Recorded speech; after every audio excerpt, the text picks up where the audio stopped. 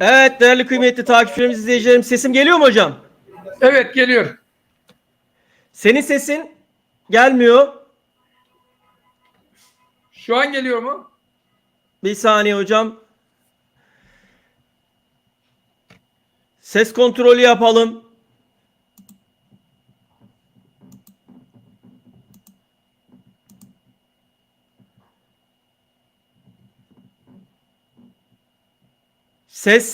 Sesim geliyor mu? Benim sesim geliyor mu? Hocam ben seni duyamıyorum. Ben seni duyamıyorum.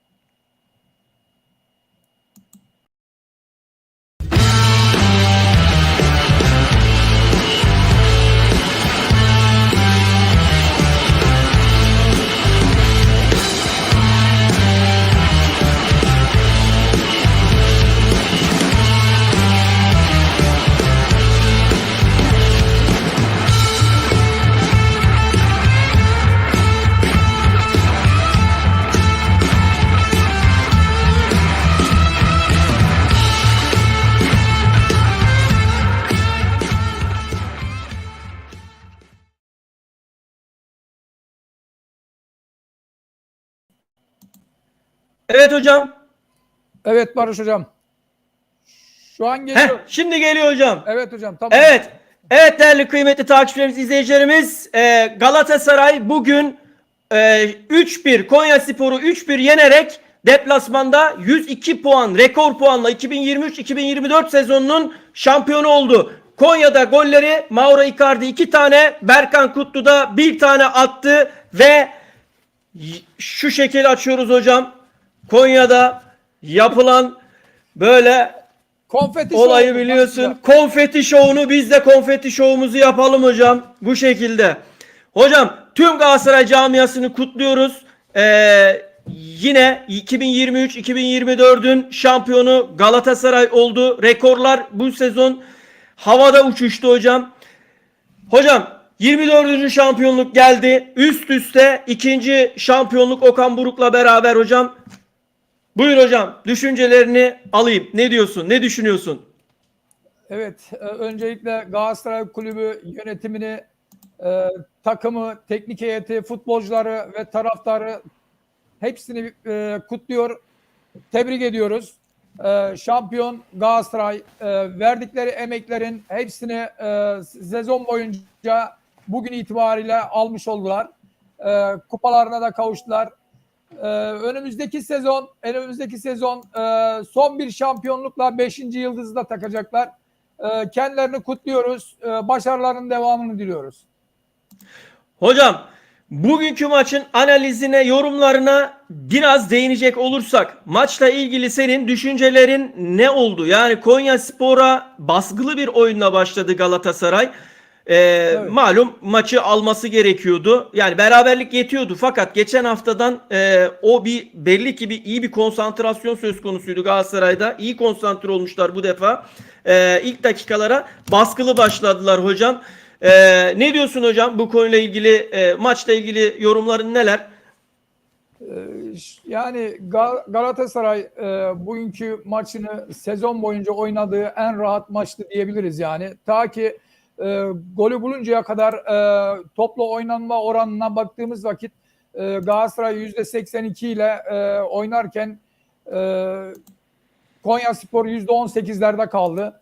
Yani arkasında akabinde zaten golün geleceği yani kendini gösteriyordu, aşinaydı yani. Neticede de gol bulundu. Ondan sonra ilk yarı 1-0 üstünlüğüyle tamamladı Galatasaray. İkinci yarıda Konyaspor tabii küme düşme korkusuyla biraz toparlanmaya çalışsa da defansta verdiği, ileri çıkınca defansta verdiği açıklarla Galatasaray çok iyi değerlendirdi. 2-0, 3-0 oldu. Yani inan Galatasaray abartılı bir baskı dahi kurmadı. Yani normal rutin top çevirdi, oyununu oynadı. Konyaspor'un da maalesef bu sezonki gücü Anca bu kadar. Yani kendini zoraki kümede tuttu. O da Ankaragücü'nün Trabzonspor'a mağlubiyetiyle.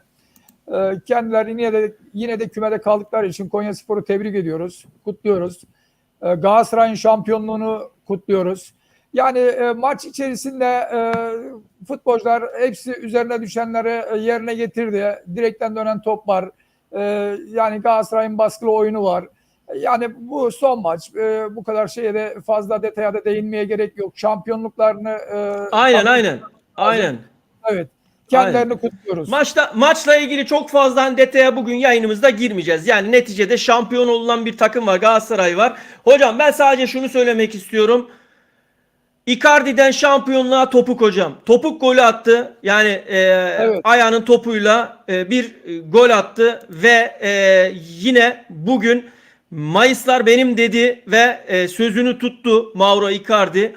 Şampiyonluğa giden maçta, yani şampiyonluk maçında yine gollerini attı. Mirsat selam Barış ve Mutlu hocam, en büyük cimbombom demiş. Mirsat teşekkür ediyoruz. Çok En büyük cimbombom, sağ olasın, var olasın. Evet. Hocam şöyle 38. hafta maçlarını skor olarak değineyim ben hemen. Cuma günü Alanya Antalya 1-1, Karagümrük dün 3-1 Samsun'u yendi. Sivas 2-1 Kayseri maçıyla.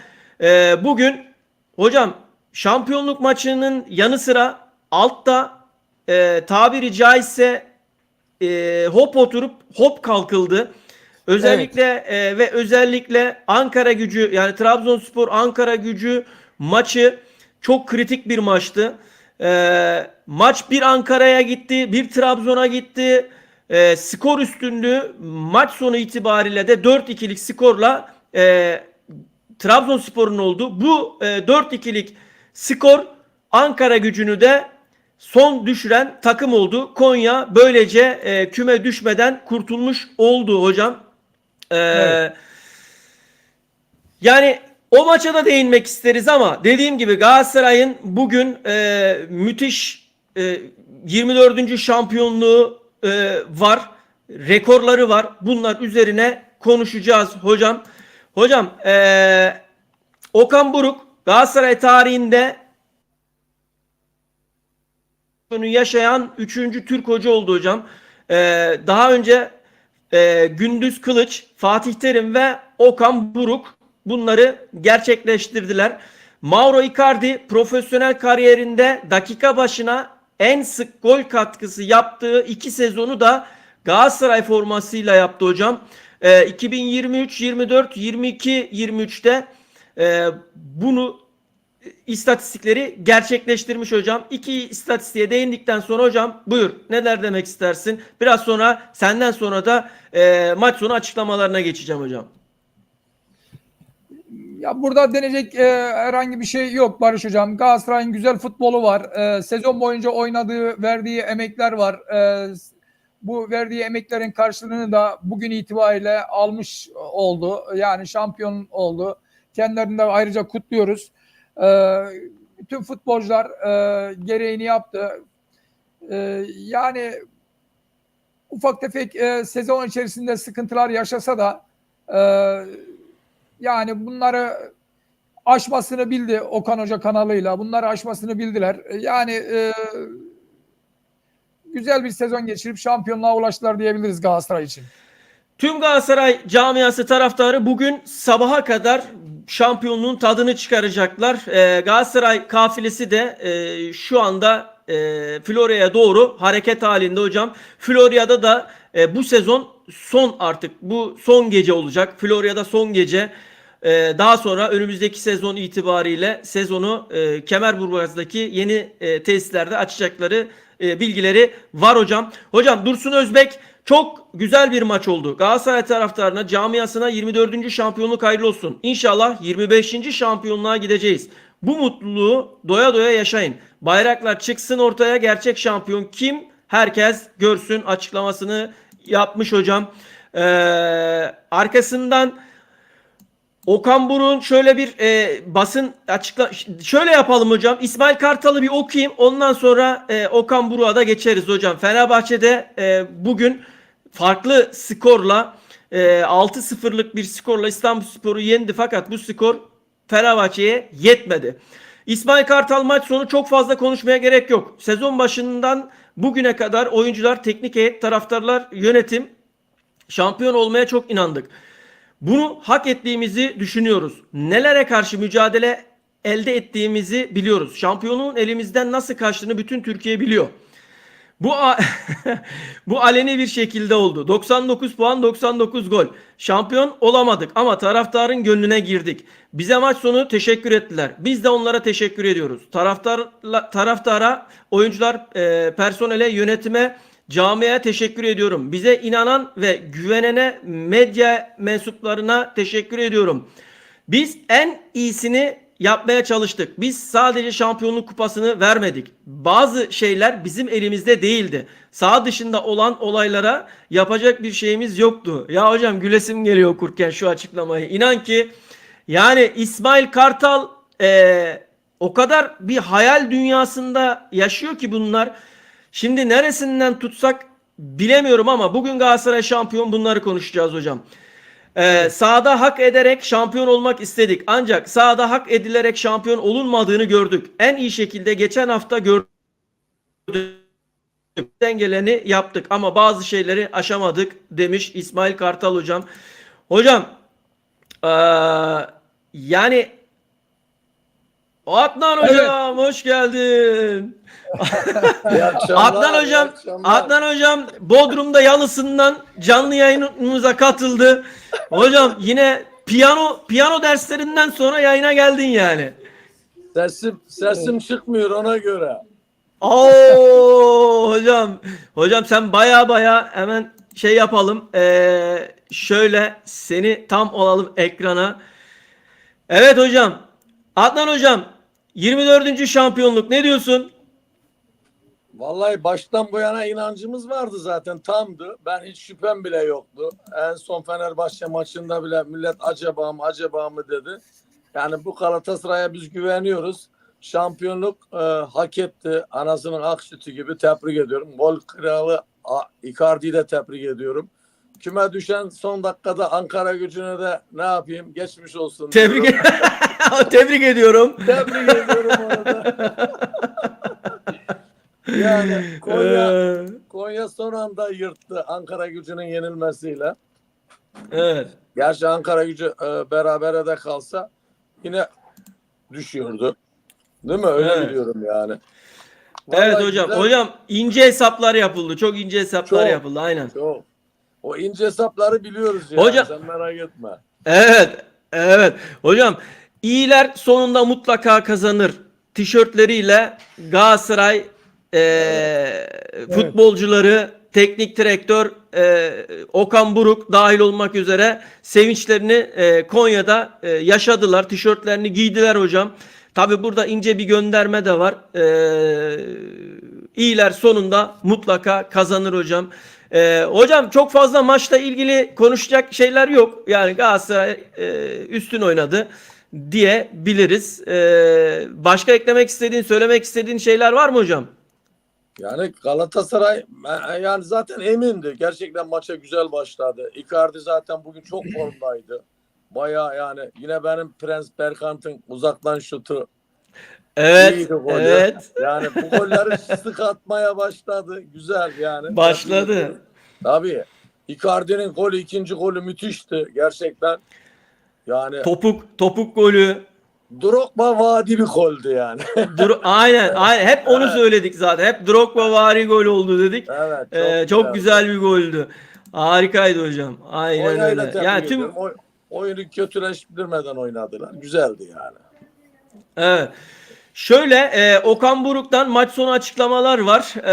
Çok mutlu olduklarını belirtiyor tecrübeli çalıştırıcı. Zor bir ortamdı. Konya Spor küme hattındaydı ama hak ederek çok iyi oynayarak kazandık. Geçen hafta da söyledim. Her zamanki gibi Mayıslar bizim oldu. Şimdi 25. şampiyonluk için hazırlansınlar. Ben tabii ki taraftarımızla birlikte yaşıyorum. Onlara hizmet etmek zorundayız. Çok iyi bir oyuncu grubu ile birlikteyiz. Hep birlikte büyük bir iş başardık.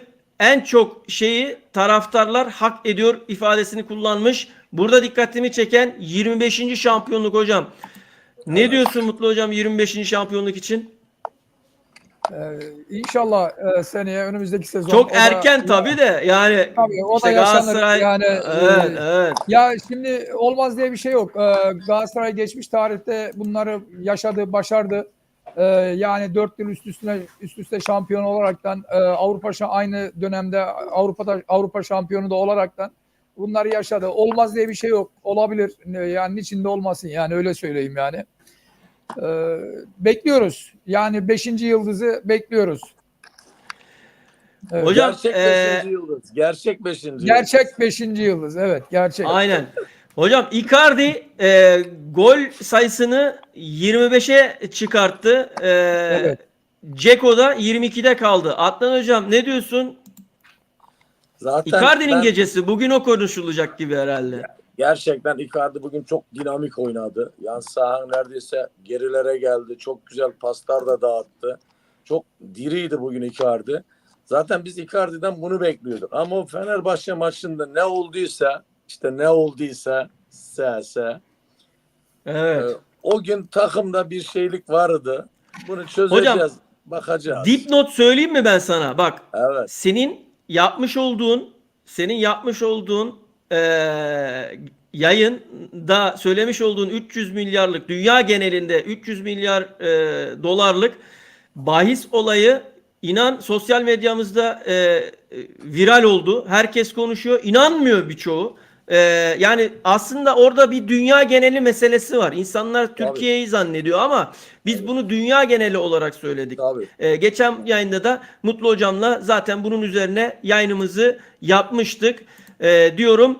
Ve yine şampiyonluk kutlamalarına dönüyorum. Hocam Mauro Icardi kariyerinde en yüksek sayıya ulaştığı sezonu geride bıraktı hocam. 25 Evet. gol 8 asist kariyerinde hocam. Yani Galatasaray Mauro Icardi'nin top noktası oldu. Öyle söyleyeyim yani. Yani şöyle ben az önceki o bahis olaylarına şöyle bir virgül koyayım da onu bitireceğim. Tamam hocam. Evet hocam Evet. söyle. Mutlu Hocam da iyi hatırlar. İngiltere'de Leicester City'nin şampiyonluğuna lig başlamadan önce çok büyük para yatırılmıştı. Çok müthiş bir para. Leicester City yani şampiyon olur diye bak hiç favori olmayan bir takıma çok büyük bir para yatırıldı ve bu takım şampiyon oldu. Leicester City İngiltere'de. Evet. Yani bunu da o seyircilerimize bizim boşa söylemediğimiz bu bildiklerimizi Adnan hocam boşa söylemediklerimizi e, bilmeler açısından bir dipnot vereyim dedim. O Leicester City bir örnektir yani. Hiç favori evet. olmayan bir takım sezon başında büyük bahis oyun oynandı. Leicester City şampiyon olur diye ve şampiyon oldu. Evet hocam. Evet. Hocam senin bu bahis olayın gündemine getirmen gerçekten sosyal medya hesaplarımızda da çok gündem oldu. TikTok hesabımızda buradan onu da söyleyeyim. TikTok ve Instagram hesabımızdan ben hayretler içerisinde kaldım gerçekten. Ha ama şu var. Çoğu da hani rakamları inanamıyor yani. O rakamların Tabii. olduğuna inanamıyor ama maalesef öyle. Dünya genelinde 1,7 trilyon dolarlık şu Dolar. anda bahis yani Evet. dolarlık bahis dönüyor. Yani o da tespit edilebilen yani. Edilemeyen de Tabii cavası tabii. daha. Zaten Yani hocam şöyle diyeyim ben. Şöyle söyleyeyim. Zaten insanlar bu rakamı hayal edemediği için bir şey geliyor bunlara yani. Aslında çok evet. çok astronomik var. Yani bu iddia oyunu, bahis oyunu dünyayı kasıp kavuruyor yani. Bunu seyircilerimizin ve izleyicilerimiz de takip etsinler, araştırsınlar, baksınlar bak Tabii. neler döndüğüne. Tabii. Hocam çok büyük rakamlar var. Yani Çok inanılmaz büyük. derecede Çok. rakamlar. Ya şimdi rakamları çok yükseltiyor. Oyun içerisindeki bahis Ha, oranlar işte karta tabii, göre işte ne bileyim tabii. gol oranı falan filan oyun oynanırken bile Canlı rakamlar bahis, değişiyor. canlı bahis. Canlı bahis. Evet, Tabii, canlı bahis tabii, deniyor buna. tabii. Evet Mutlu hocam. Anlat hocam ne diyeceksin? Neler var defterinde? Vallahi Galatasaray bu şampiyonlukla çok büyük işler başardı diyebiliriz. 24. şampiyonluk. Yani önümüzdeki sezon 25. şampiyonluk ve 5 yıldız. Bunun yanı sıra Şampiyonlar Ligi'ne katılması ayrıca şampiyonluk geliriyle birlikte Avrupa'ya gidecek olmasının geliri. Yani Galatasaray'ın kasası bu şampiyonlukla dolup taşacak yani. Bu kadar net söylüyorum yani. Çok büyük kazanç elde edecek Galatasaray. Yani sevinecek çok sebep var yani bu şampiyonlukla Galatasaray'ın. Yani Icardi'nin gol krallığı, yani ne bileyim. Mutlu hocam, sana şöyle çok rekor kırılabilecek çok rekor bütün rekorları Mutlu kırdılar hocam, yani. Evet. sana şöyle sorayım o zaman. 2023, yani ikinize soracağım. 2023-2024 sezonunun kırılma maçı Galatasaray için hangisi oldu hocam? Senin nezdinde. Kırılma, yani şampiyonluğa giden kırılma anını yaşadığın hangi maç oldu? Bana Yani mı sordun? Mutlu hocam. Mutlu Tamam. hocama, sonra sana Tamam. döneceğim Adnan hocam. yani ben burada tabii tek maçla da değerlendirmek biraz yanlış olabilir ama ben burada Kırılma maçı hocam. kırılma maçı değil de yani bir nevi kırılma maçı, Galatasaray'ın kendine özgüveni geldiği maçı ve ondan sonra şampiyonluğa tutunduğu maçı söyleyeceğim. Başakşehir maçı. Evet. Başakşehir maçı. 7 tane Ne oldu attıkları, hocam? 7. 7 tane attıkları maçta Başakşehir'i yenerek, yani zaten bir gol patlaması bekleniyordu. Başakşehir'i bu şekilde yenerek kendine özgüveni geldi Galatasaray futbolcuların. Yani Evet. bir nevi de o maçtan sonra da işte şampiyonluk için kendilerine de daha şey görmeye başladılar yani. Yani o maç diyebilirim ben yani. Adnan hocam, senin için?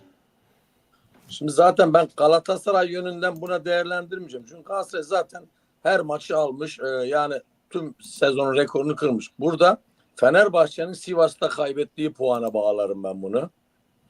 Evet. Tabii Fenerbahçe'nin Sivas'ta takılması, puanı arayı açmasına, kırılma noktası Fener'in orada takılmasıyla başladı. Sen onu diyorsun. Evet. Hocam Tabii, ben de ne tabii. diyorum biliyor musun? Evet. Kasımpaşa maçı son dakika golü diyorum hocam. Tabii o da önemli, evet. Kasımpaşa maçı, Galatasaray'ın Kasımpaşa maçı son dakika golü hocam. Benim Evet. açımdan da kırılma noktası o maç oldu. Kim Gerçekten atmıştı son golü?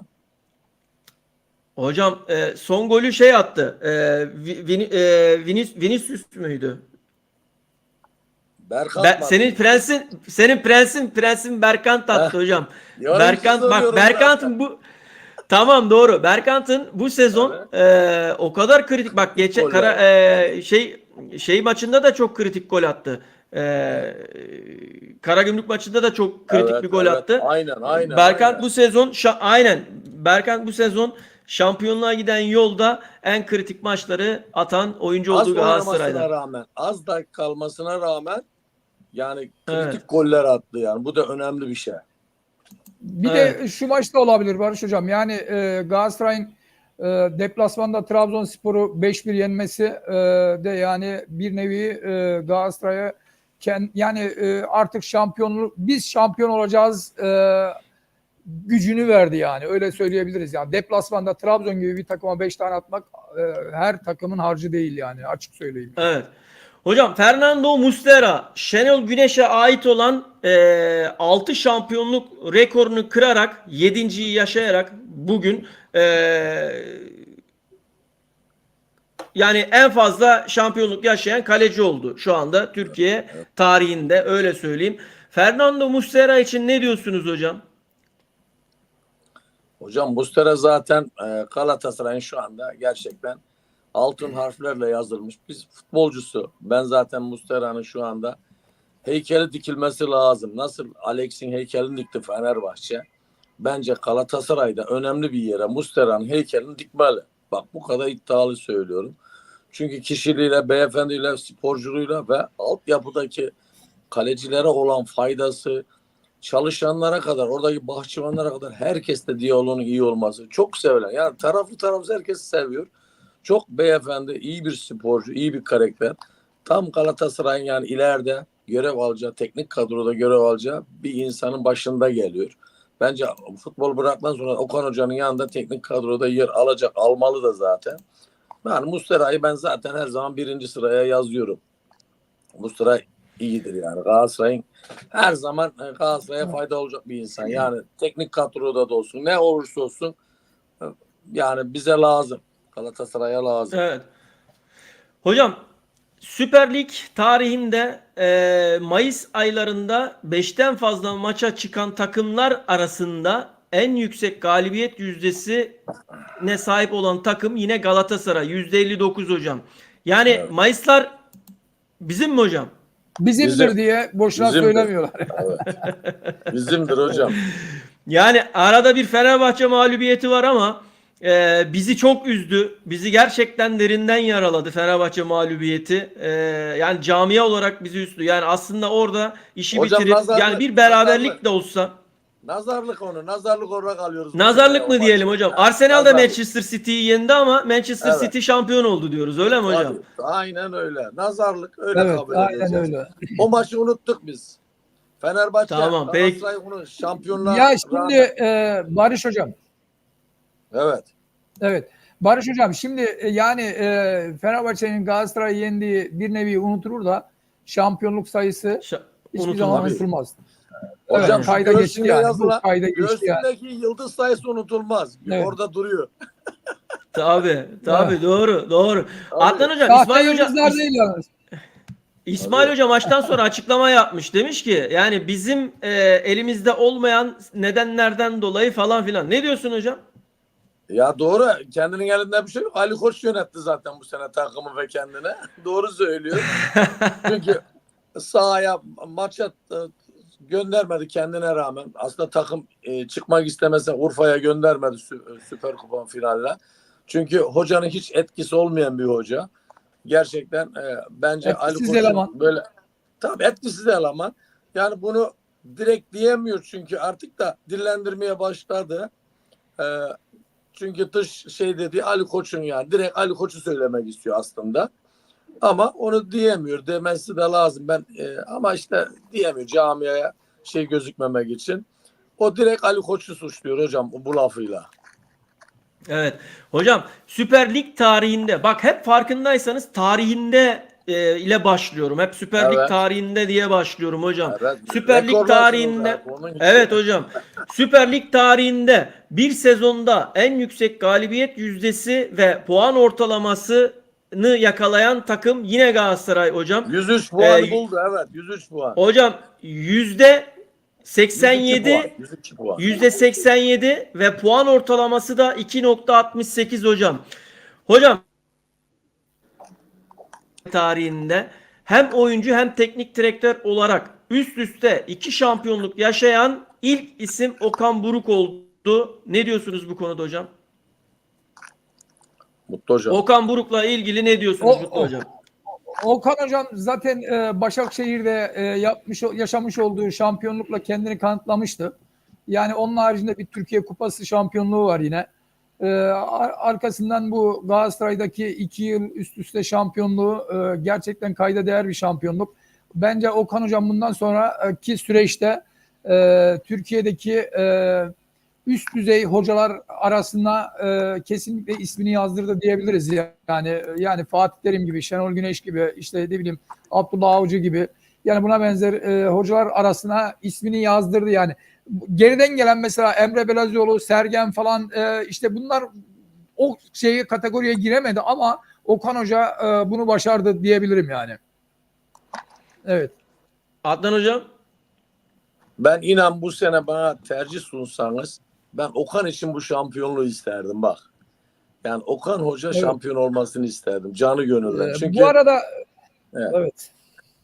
Söyle hocam. Bu arada Adnan Hocam özür dileyerek söylüyorum. Barış Hocam ben saklıyordum yayının sonuna doğru şey yapacaktım ama Okan Hocam'dan çok teşekkür ediyoruz kendilerine. Saygı ve sevgilerimizi sunuyoruz. Gelen hediyesi Hocam. Okan evet, hocamızdan Okan gelen Hocam'a hediyeyle evet burada kendilerine çok teşekkür ediyoruz. Çok sağ olsunlar, var olsunlar. Evet. süper. Bu harika bir sürpriz oldu hocam. Müthiş. Evet. Fenerbahçe'nin 10 yıllık Evet. şampiyonluk hasreti bitti. 11 yıl hasreti başladı demiş Ömer Arıkan. Daha 11, 12, 13'leri görürler herhalde onlar ya. Daha Bir bu 14 kafayla giderse. bir 14 seneyi yazdırmamız lazım bizim geçmişteki 14 yılı. Aynen. Evet.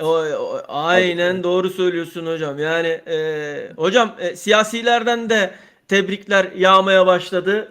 Tabii. Sayın Cumhurbaşkanımız da Galatasaray'ı tebrik edenler arasında oldu.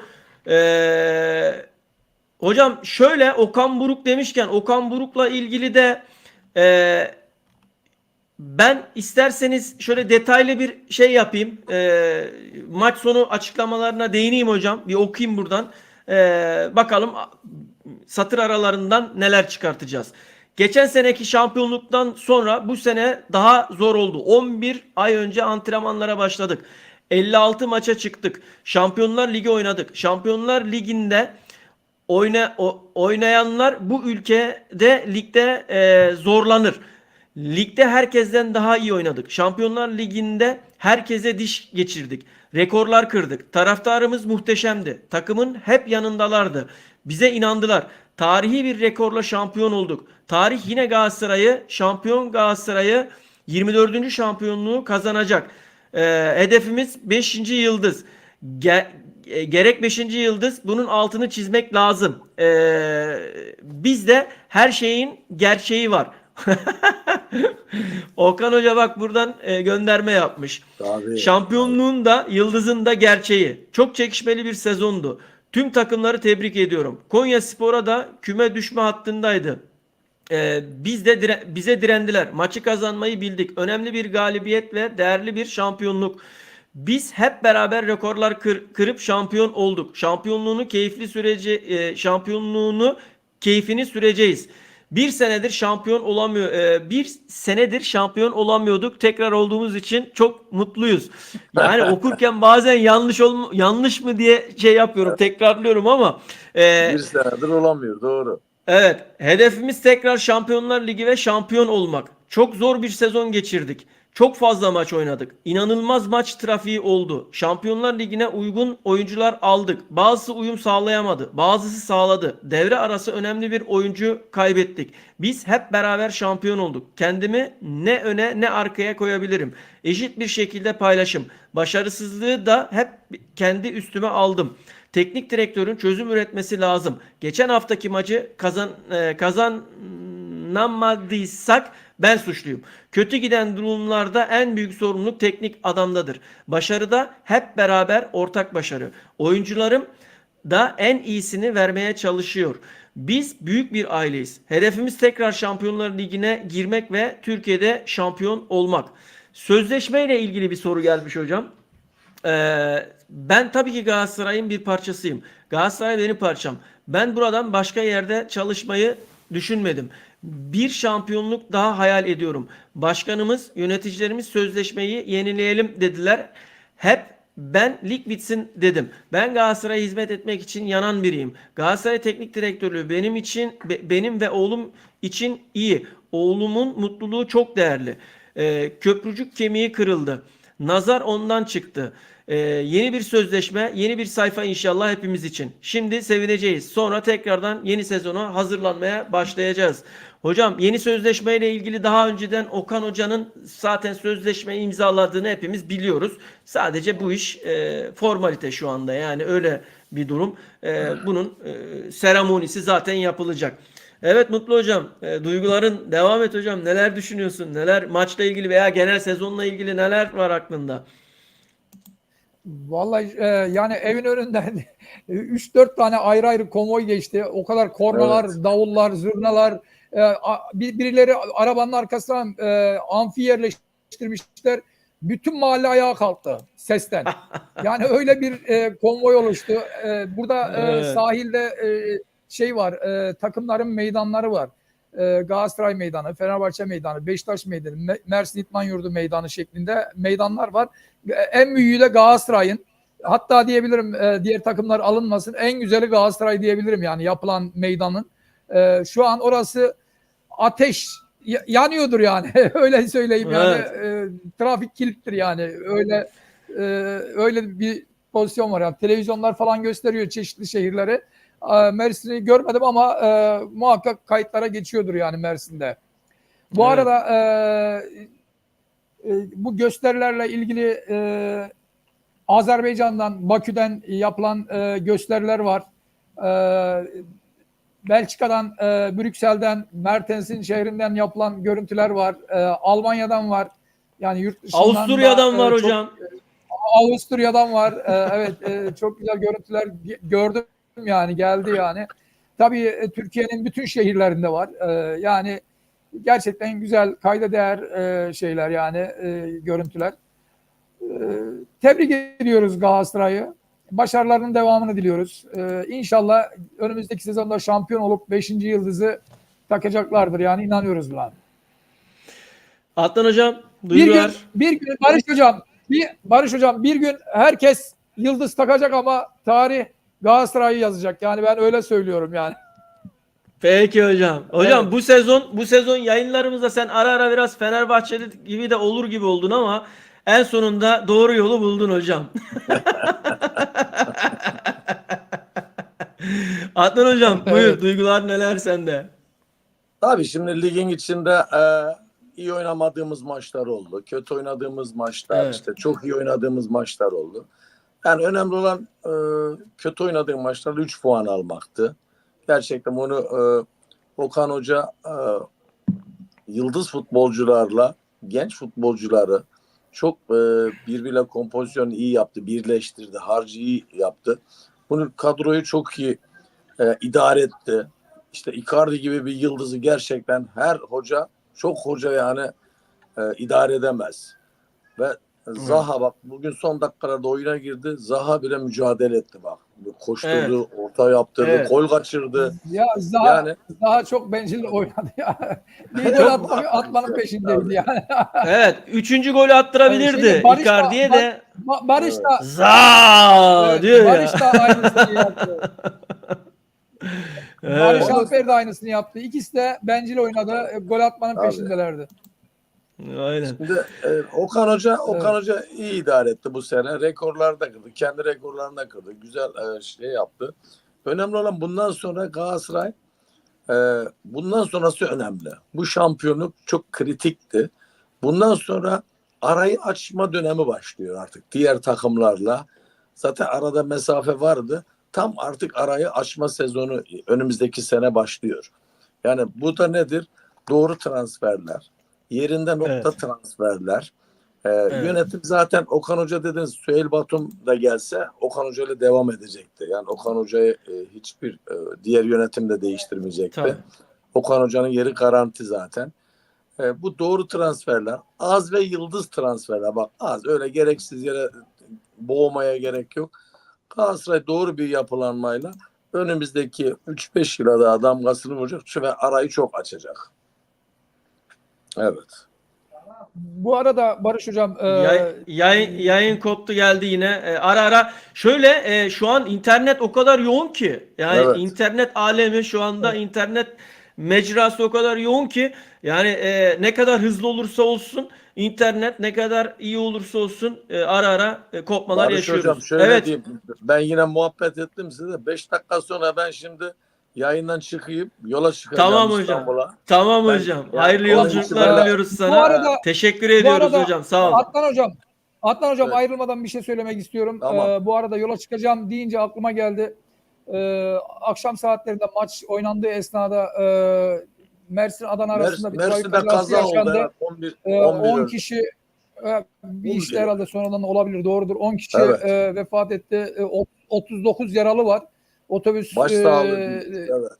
Baş Diyarbakır sağlığı firması diliyoruz. otobüs evet ölenlere Allah rahmet eylesin. Yaralılarımıza Allah Evet. şifalar versin inşallah. Maalesef Yolun çok karşı kötü bir şeridine kaza. karşı şeridine geçmesi neticesi meydana geliyor. Yani aman dikkatli olalım. Aman Tamam. siz de yola çıkacaksınız. Allah esirgesin. Dikkat edin yani. Onu belirtmek istedim yani. Hocam size- dikkatli olun Ben inşallah. size Hayırlı iyi yolculuklar yayınlar hocam. diliyorum. Sağ ol Şampiyonluğunuz hocam. kutlu Teşekkürler. Sağ olsun. olasın. Hayırlı Sağ ol. yolculuklar. Allah'a Hayırlı emanet ol. yolculuklar. Önümüzdeki Allah'a yayında emanet. yine Allah'a emanet ol. görüşeceğiz. Hayırlı Herkese yolculuklar. iyi Tamam akşamlar. hocam. Sağ Tamam, iyi Evet. olasınız. akşamlar. Sağ İyi Sağ ol, sağ akşamlar. ol. Hoşça Selamlar kal. Sağ herkese. olasın. Sağ ol, sağ Sağ ol, sağ ol. olasın. Evet, Mutlu hocam. Yani Şimdi Barış Hocam, şöyle ben buyur hocam. evet.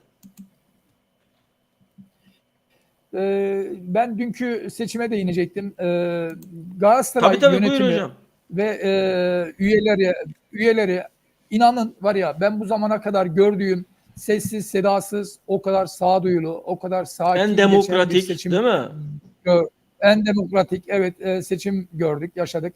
Ve şunu da belirtmek istiyorum.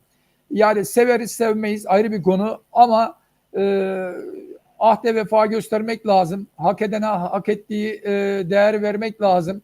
Burada Dursun Başkanıma da yani tekrardan başkan seçilerek yani onora ettiler. Şampiyonluğunda anlamı bir kat daha artmış oldu. Önümüzdeki süreçte başka bir isim gelir.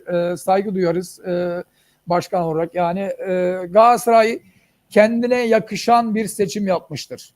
Galatasaray kendine yakışan bir seçim yapmıştır.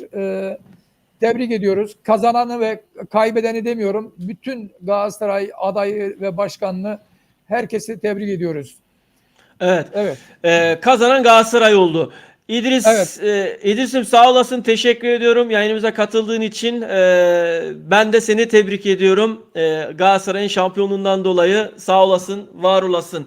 Hocam tabii bu arada artık önümüzdeki sezonun böyle şeyleri de var. Düşünceleri de artık taraftarda, camiada oluşmaya başladı. İşte Mustafa Bey şey demiş. Sağ bek, sol bek 8 ve 10 numara transferi lazım demiş. Valla herhalde sol bekle ilgili ben de aynı kanaatteyim. Yani Evet. biraz Derrick Kön büyük maçlarda sıkıntı olacak gibi geliyor bana hocam. Biraz durumu zayıf. Belki iyi bir sezon öncesi antrenman veya kampı geçirirse belki biraz düzelir ama biraz açıklar veriyor gibi geldi bana Derrick Kön'le ilgili. Hocam şimdi bir takım 102 puan aldı. Şampiyon oldu. Yani Galatasaray 102 puanla şampiyon oldu. Bir takım yani diğeri de Fenerbahçe 99 puanla ikinci oldu. E, Böyle bir sezonda daha önce hiç yaşamadık. Yani bu kadar denli işte puan rekorlarının kırıldığı, işte gol rekorlarının kırıldığı falan üst üste kaybetmeme işte rekorlarının falan kırıldığı bir sezon daha önce hiç yaşamadık. Galatasaray her ne olursa olsun saha içinde kalmayı başardı hocam. Hocam burada şunu demek istiyorum. Fenerbahçe saha içerisinde kalamamasından dolayı mı şampiyonluğu kaybetti? Ne diyorsun? Ya tabii ki, yani özellikle başkan nezdinde Ali Koç, Fenerbahçe Kulüp Başkanı çok müdahil oldu. Her konuya müdahil oldu. Yani bırak kardeşim, yani oradaki saha içerisindeki yani saha içindekiler yani yaşasın, yapsın yapılması gerekiyorsa. Yani bir de yani o gerekli gereksiz, olumlu olumsuz, yani her şeye müdahil oldu. Her şeye müdahil oldu. Öyle olunca ne oldu?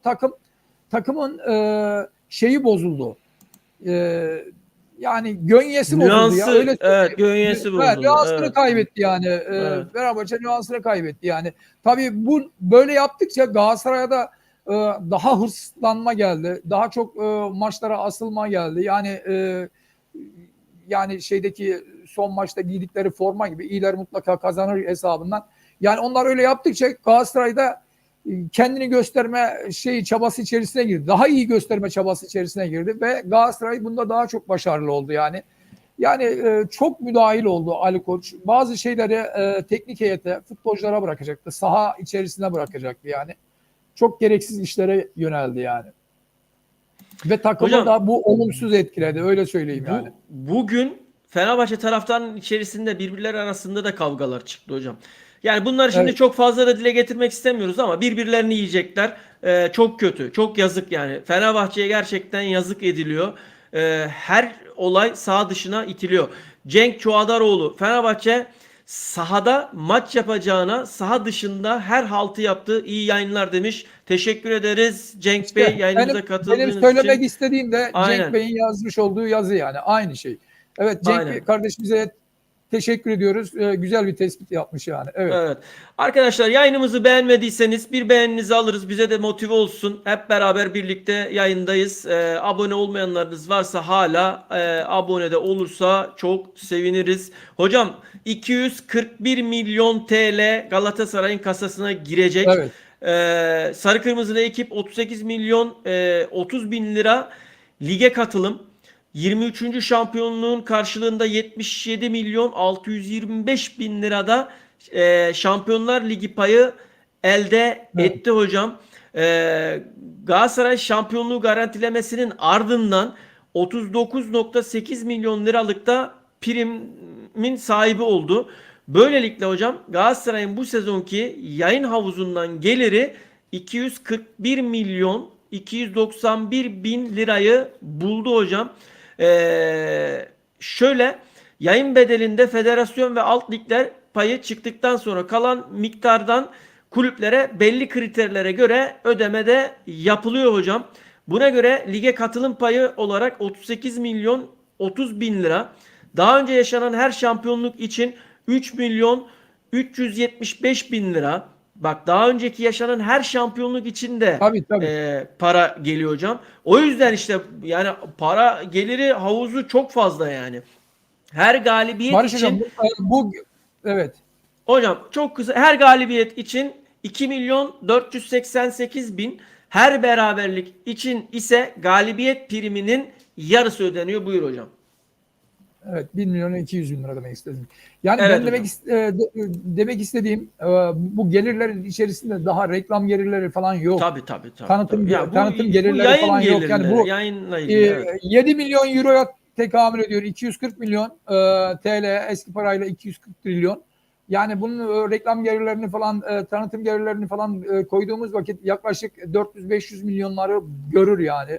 Galatasaray burada kasasını doldurdu ve bunu çok iyi değerlendirmesi lazım. Galatasaray bak Barış Hocam şunu söyleyeceğim. Eğer ki Galatasaray 5. yıldızı takarsa bunu çok iyi değerlendirmesi lazım. Çok iyi reklamını yapması lazım. 2000 yılındaki Avrupa UEFA şampiyonu oldu. Evet, Avrupa şampiyonu olduğundaki şampiyonlukta bu reklamını yapamadı. Bu gelirleri Yapamadı. iyi idare edemedi. Yani Faruk Süren Başkanım vardı o zaman. Kulaklar çınlasın.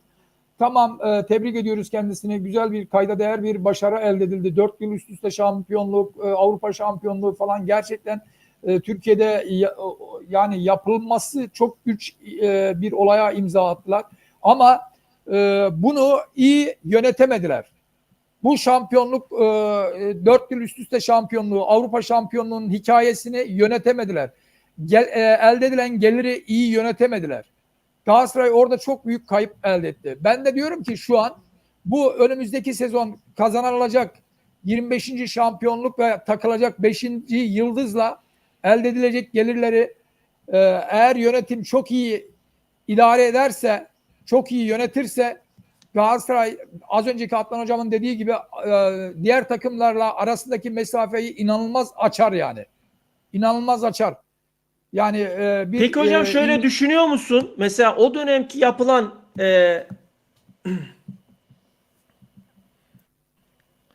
hocam yine internet alemi o kadar yok, yoğun ki şu anda. He, geliyor. Sesin geliyor mu? Sen devam et. Evet, Tamam. devam et. Hocam şöyle düşünüyor musun? Yani Galatasaray o dönemki yapmış olduğu hataları yine tekrarlanmayacağına inancın var mı? Yani öyle bir düşüncen var mı? Yani İnancım neticede var. daha profesyonel insanlar var artık. Yani nasıl söyleyeyim? Ya tamam o dönemin de profesyonel insanları vardı. Ayrı bir konu ama şu an para yönetme sistemi daha farklı. E, evet hocam ne düşünüyorsun o konuda?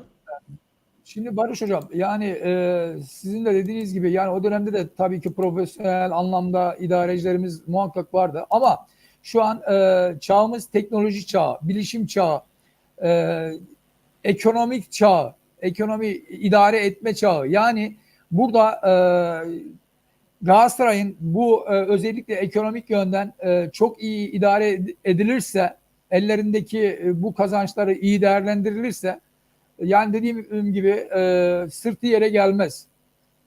Yani diğer takımlarla arayı çok iyi açacaktır yani. Yani ben inanıyorum. Var öyle kadroda var Galatasaray'da. Yani sadece şunu söyleyeceğim. Takıma nifak sokulmasın. Takımdaki diğer muhalif kesimdeki yöneticilerimiz, idarecilerimiz yani bunlara uymasın. Şu an öyle bir ortam Takıma yok ama destek hocam olsun. ya. Şu an Yok, öyle bir şu an ortam yok. yok Şu an ya. ortam Yani yok. şu an Zaten her öyle şey bir ortam yok. yerinde hocam. Evet, inşallah böyle devam eder yani.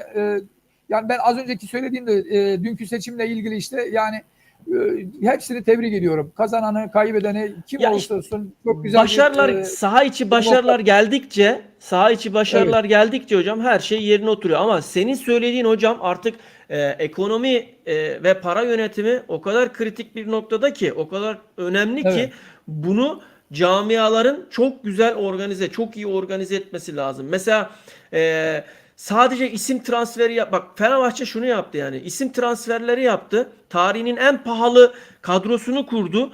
Evet, yüksek bir puan ortalaması da yakaladı. Tamam ama işte nüanslar hoca mesela. Hoca o oyunculara uygun bir hoca değildi mesela. Çok fazla evet. hatalar yaptı İsmail Kartal. Ondan sonra şimdi de kalktı açıklamalarında anlamsız anlamsız şeyler konuşuyor. Konumuz Şimdi, Fenerbahçe değil. Konumuz evet, e, e, Galatasaray, evet. Galatasaray. Biz Galatasaray'ı konuşalım hocam. Şampiyon. Mauro Icardi benim için zor bir süreçti.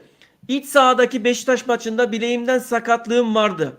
Anestezi ile antrenmanlara çıktım. %100 olmasa da orada olmak önemliydi. Kötü niyetli insanlara karşı burada olmak, gol kralı olmak çok önemli. Gelecek sezonda buradayım dedi hocam. Evet. Fenerbahçe Başkanı Ali Koç'un başkan vekilimiz Erden Timur hakkında sözleri vardı. Biz sahada cevabımızı verdik. Bugün görüyorsunuz rekorlar kırarak şampiyon olduk. Yani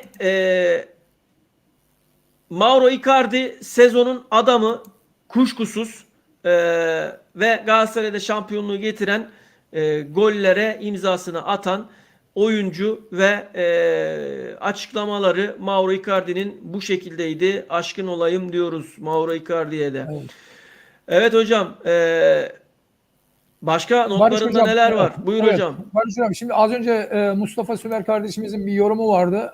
Ona değinmek istiyorum. Sağ bek, sol bek, o 8-10 Evet, numara hocam. 8-10 numara evet konusu. Şimdi kesinlikle doğru. Mustafa kardeşimize teşekkür ediyorum ve tebrik ediyorum. Güzel bir tespit yapmış. Şimdi Barış Hocam, her ne kadar Galatasaray şampiyon olmuş olsa da önümüzdeki sezon daha zorlu bir süreç bekliyor Galatasaray'ı. Yani hem Türkiye Ligi'nde hem Avrupa Şampiyonlar Ligi'nde daha Çok zorlu geniş bir bir kadro, rotasyonlu bir süreç bekliyor. kadro Evet. yapması lazım hocam. Tabii. Çok geniş ve kayda değer transferlerin yapılması lazım. Mustafa kardeşim burada güzel bir tespit yapmış. Yani e, seneye Galatasaray'ın rakibi tek Fenerbahçe olmayacak.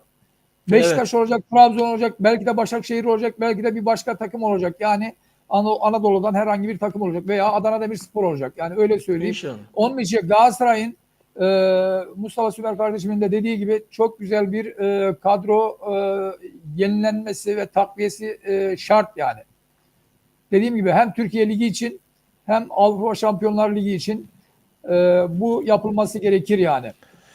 Hocam yerli oyuncular içinde şimdi Avrupa şampiyonası var. Hemen onlar da kampa katılıp Avrupa şampiyonası kamplarına başlayacaklar. Sezonu aslında çok fazla dinlenmeye de fırsatları kalacağını zannetmiyorum hocam. Çünkü 23 Ağustos itibariyle de elemeler başlıyor. Playoff şimdi onu da şey yapayım, anlatayım. Galatasaray'ın yolu Avrupa kupalarına hangi turdan katılacağı da belli oldu. Buna göre Süper Lig'de sezonu şampiyon tamamlayan Galatasaray Şampiyonlar Ligi'ne playoff turundan girecek ve turu geçmesi durumunda adını da gruplara yazdıracak. Fenerbahçe'nin yolu ise hocam Şampiyonlar Ligi'ne ikinci ön eleme turundan başlayacak ve grup aşaması için 3 tur geçmek durumunda kalacak. Üçüncü bitiren Trabzon'da UEFA Avrupa Ligi'ne ikinci eleme turundan girecek ve gruplara kalması için 3 tur geçmesi gerekecek hocam. Beşiktaş ise Avrupa Ligi'ne playoff turundan giriş yapacak. Yani Beşiktaş mı Kasımpaşa mı hocam? hocam Beşiktaş e, Türkiye Kupası şampiyonu Beşiktaş hocam. Yani UEFA Ha, Türkiye Avrupa Kupası. Ligi'ne Evet, tabii evet, yani evet, UEFA Avrupa Ligi'ne playoff turundan giriş yapacak hocam. evet. Siyah beyazlılar tura geçmesi halinde gruplara kalacak. Hocam Başakşehir ise UEFA Avrupa Konferans Ligi'ne ikinci eleme turundan giriş yapacak ve gruplar için yine 3 tur geçmek durumunda kalacak hocam. Seneye şampiyon olan takım ayrıca Şampiyonlar Ligi'ne de direkt katılım sağlayacak. O yüzden hocam bu sezon ligler çok erken yani işte kamp hazırlıkları işte özellikle hazırlık maçlar falan filan derken çok erken başlayacak diyorum. Hocam bu sezon hep ilkleri yaşadık. Yani Süper Lig ligin 2023-2024 sezonunda en yüksek kurtarış yüzdesi yakalayan ve en fazla gole kalesini kapayan kaleci Fernando Muslera oldu hocam. Süper Lig sezonunda yani 2023-2024 Süper Lig sezonunda en fazla top kazanan oyuncu sence kim hocam? Torreira. Galatasaray'da. Torreira Torreira. hocam. Torreira Tabii. hocam. Bravo hocam. Tebrik ediyorum. Evet. Hocam ne ciğer var adamda ya. Yemin ediyorum var Evet. ya. Yani müthiş bir oyuncu. Galatasaray'ın yani gelmiş geçmiş en iyi top kesicilerinden birisi diyebiliriz hocam. Barış hocam dün İnanılmaz Galatasaray, profesyonel de bir oyuncu yani. evet, Galatasaray Store'a gittim. Evet hocam. Ee, Yani oradan bir şeylere baktım böyle. Tamam. Torreira forması, Torreira forması basılmış. Böyle şey mavisi, yani böyle parlament değil de pardon, Biliyorum petrol hocam. mavi. 34 numara. 34 numara. 34 numara. Evet. Yani öyle bir satışı var. Orada gördüm yani. Şok oldum. Herkesin Hocam elinde bir Torreira forması. Hocam burada bile Allah herkesin elinde Allah. Torreira formaları var ya üzerinde herkes Ya yani vallahi bravo Torreira ya. ya Bravo. hocam yani değişik bir oyuncu. Çok enteresan. Bir de Evet. sempatik de bir oyuncu yani kendi böyle ağzı var dili yok gibi yani. Adam hiç Evet. konuşmuyor. İtiraz yok, Ya o yok, ben bu işimi yok. yaparım diyor ya. Evet. Adam yani işini yapıyor. Hiçbir şeye itiraz etmez. Yani enteresan bir oyuncu. Gerçekten enteresan bir oyuncu. Yani şimdi Melo ile kıyaslıyorum. Evet Melo da çok iyi bir oyuncuydu ama Melo biraz çirkef oyuncuydu. Ama Ya, Torreira Melo, öyle değil yani. Melo bunun yerini tutamaz yani. Melo dediğin gibi agresif bir oyuncu. Öyle söyleyelim yani. Agresif, çirkef bir oyuncuydu da işte yani provoke Çirkeften ediyordu ziyade, yani. çirkeften ziyade agresif bir oyuncu diyelim. Ya Evet. öyle hocam yani Çirkef deyince ben aklıma şey geliyor. Yani Mert Hakan Yandaş geliyor. Yani özür hocam dileyerek söylüyorum ama. Mert Hakan Yandaş'ın Mert'ini adına ağzına bile alma ya. Mertlikle alakası Evet. yok hocam onun ya. Hocam Yandaş ya. 2014 Yandaş 2014-2015 sonrası dönemde bir Süper Lig sezonunda en fazla şut çeken isabetli takım yine Galatasaray hocam. Müthiş istatistikler. Gerçekten harika istatistikler hocam. Hocam bu akşam sevinme vakti. Bu akşam bizler de biraz sevincimizi yaşayalım. Yayınımızda 1 saat oldu. Senin derlemek istediğin, toparlayıp konuşmak istediğin, söylemek istediğin camiaya, Galatasaray'a, taraftarlara, bizi izleyenlere son sözlerin neler olur hocam? Yani Galatasaray'la ilgili söylenecek her şeyi söyledik. Kendilerini tebrik ediyoruz dediğim gibi. Tadını çıkarsınlar. Tadını çıkarsınlar. Hiçbir şeye kafalarını takmasınlar. Yalnız şampiyonluk kutlamalar yaparken de Allah korusun farklı yerlere gitmesin, farklı sıkıntılar yaşanmasın. Dikkat etmelerini isterim yani. Kavga, gürültüden uzak dursunlar, tahriklerden uzak dursunlar. Ayrıca burada ben yine Fenerbahçe'ye değineceğim. Her ne kadar Galatasaray'ı bu kadar konuşmuş olsak da Fenerbahçe'de üzülmesin. Sezonu güzel bir yerde bitirdiler. Ve Galatasaray gibi Avrupa şampiyonu bir takımı yenerekten sezonu kapattılar. Yani üzülmesinler ya. Galatasaray gibi bir takımı yendiler. Yani onlar da sevinsin istiyorum yani. Onlar Yani da sevinsin yani. Galatasaray yenince onlar da şampiyon olmuş bir havaya büründüler hocam ama Yani ya Avrupa öyle şampiyonluğu, Türkiye şampiyonluğu yendiler neticede. Yani sevinsinler. Onlar da sevinsin yani. Peki hocam, seni Öyle. kırmıyoruz. Sevinsinler. Evet. Şöyle Mustafa Bey açıklamayı, Fenerbahçe'nin yapmış olduğu açıklamayı gördünüz mü Mutlu Bey demiş. Bu nasıl bir saygısızlık demiş. Evet, yani az önce onları da konuştuk, söyledik. İzleyicilerimiz de aslında şu anda yayınımıza da ilgi gösteriyorlar aslında ama biz de yayınımızı kapatıp Galatasaray ile ilgili şampiyonluğumuzu yaşayalım istiyoruz. Mustafa kardeşim, Buyurun. Galatasaray da ona gereken cevabı verdi zaten. Galatasaray Aynen. yönetimi de ona gereken cevabı verdi, yazdı. Yazıldı, çizildi. Hiç kafanı yormayın. İyiler mutlaka kazanır yani. Öyle diyelim, geçelim yani. Evet. Evet, değerli kıymetli izleyicilerimiz, takipçilerimiz, bizler de sizlere çok teşekkür ediyoruz. Yani bu sezonun çeyreğinden, yani son çeyreğinden itibaren hep yayınlarımızla birlikte sizlerle beraber olduk. Destekler verdiniz. Hem beğenilerinizle olsun, hem aboneliklerinizle olsun. Önümüzdeki süreçte yine devam edeceğiz. Sizlerle birlikteyiz. Avrupa Şampiyonası transfer sezonu ve önümüzdeki sezon yine hep birlikte bu heyecanı yine yaşayacağız. Tabii bizler şöyle fonlanan bir kanal değiliz YouTube'da. Tamamen kendi çabamızla, kendi çevremizle bu işleri devam ettirmeye çalışıyoruz. Umarız en kısa zamanda da daha da büyük işler yapacağız diye umuyorum. Galatasaray'a ve camiasına, taraftarına buradan 24. şampiyonluğu hayırlı uğurlu olsun diyoruz. Emeği geçen başta Okan Buruk ve teknik direktörler, başkan Erdem Bey, tüm camiaya teşekkür ediyoruz. 25. şampiyonluğu da bekliyoruz. Parolasını da veriyorum. Konsantrasyon 25. şampiyonluk. Hepinize iyi akşamlar diliyorum. Sağ olun, var olun. Yayınımıza katıldığınız için teşekkür ediyoruz. Eksik olmayınız. Kendinize çok iyi bakınız. Kalın sağlıcakla. İyi akşamlar diliyorum. Şampiyon Saygılar, Galatasaray. sevgiler. Şampiyonluğun tadını çıkartın. Şampiyonluğun tadını çıkartın. Loy loy loy loy Şampiyon loy Cimbom. loy loy loy. İyi akşamlar. İyi akşamlar.